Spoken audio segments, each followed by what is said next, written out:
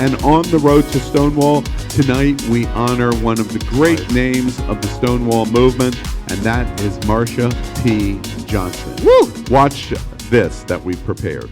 The modern gay rights movement began on June 28, 1969, when New York City police raided the Stonewall Inn. It was a bar for hustlers and street queens, and these are people who had nothing to lose when they fought back against the police. If you think back in history, it's those people who really start these kind of revolutions. Marsha's birthday was celebrated that evening, and she came into the Stonewall Inn to just hang out with Sylvia and her friends, and then all of a sudden, stuff popped off. They said that she threw the first shot glass at Stonewall, and it was the shot glass heard around the world. The riots lasted for 3 days, and when they were over, Marsha and Sylvia's work began. These two street queens who barely had enough to feed themselves, but they started STAR as a way to take care of their sisters. Street transvestite action revolutionaries. For me, it's the home that Marsha and Sylvia created.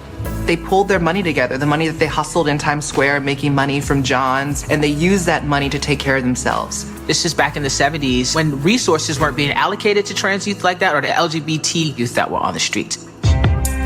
Although Marsha and Sylvia worked tirelessly for the greater gay rights movement, they weren't always welcome. At the first Pride marches, people again tried to push Marsha and Sylvia aside, but they would not be stopped.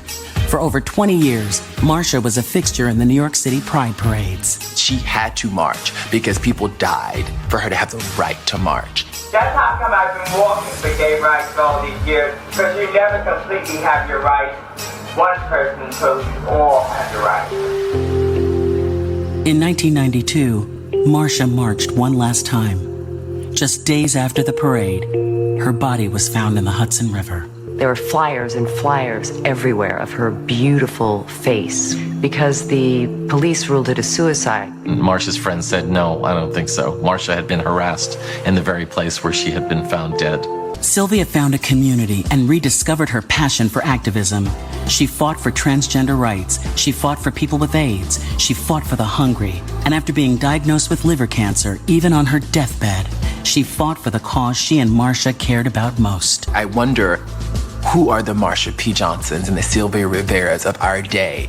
Folks who are doing vital work, who we might be pushing aside. There are still young kids out here in the streets who will tell you that they are the daughters and sons of Sylvia and Marsha. So it's because of them that we are. And that's something that we can't ever lose sight of.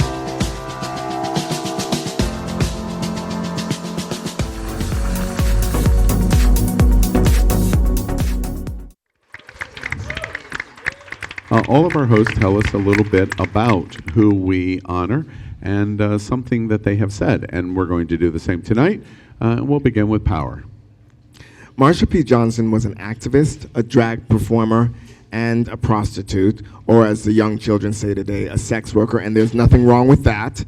And she said, and she's a bitch after my own heart, I don't bite my tongue for nobody. Which can get you murdered, you know. She was poor, she was black, gender fucked, HIV positive, mentally ill, homeless, and, as Power said, a sex worker. But her impact, nonetheless, is undeniable. She spent most of her life in and out of mental hospitals. That her living just proves that even with mental health, she still was able to be a leader in activism. To this day, her death was reopened from a suicide to an ongoing investigation into a homicide. Marsha P. Johnson said, "No pride for some of us without liberation for all of us." Lovely. Napoleon. Marsha was a prominent figure in New York City gay art scenes. She was a model to Andy Warhol and performed with the drag troupe Hot Peaches. She said, "History isn't something you look back at and say it was inevitable.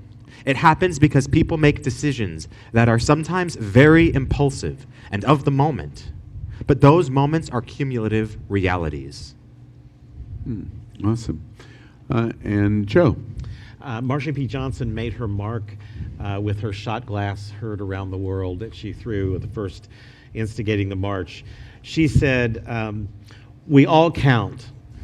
I will not be erased." You know, I have to tell you, I'm having feelings that I didn't have this afternoon about Marsha P Johnson and Sylvia Rivera, and what I am struck about is our conversation about equality in general, and especially Power's observation. Power's observation that the problem in the Republicans or the problem in conservative or evangelical movements in America is not about gay anymore, but it's about, and he points to Aaron. I have been you gave me chills when you said that. And me too. Honestly, it chills me right to my bones, because as I listened to this conversation, I knew very little about her, but I do know that three trans people were really at the heart of showing how to have courage and stand up, and 3 people in the trans community, and specifically Marsha P Johnson, did throw the shot glass that was heard around the world. And that was 50 years ago. Imagine the courage it took. I'm just stunned in this conversation that we have had that it never even dawned on me that what we're facing today is maybe not gay, but it is trans. I'm just stunned. It's a new battle, a new frontier, and child, the Republicans don't give a fuck, John. It's a new day, and we've got to make sure that we address it. Our march to Stonewall, our road to Stonewall is paved with many icons, and tonight Marsha P Johnson and Sylvia Rivera are 2 of them. And we invite you, go back and look at some of our tributes. It has been quite an amazing experience, and we're going to continue. We're going to continue all the way up to June 30th, 2019, until that Stonewall Parade marches down the streets of New York City. It is our civil rights movement, and we hope you join us in our road to Stonewall. And we salute everybody that we have brought to your attention. Thanks so much for watching us. If you like what you saw, please subscribe to our channel and follow us on Facebook.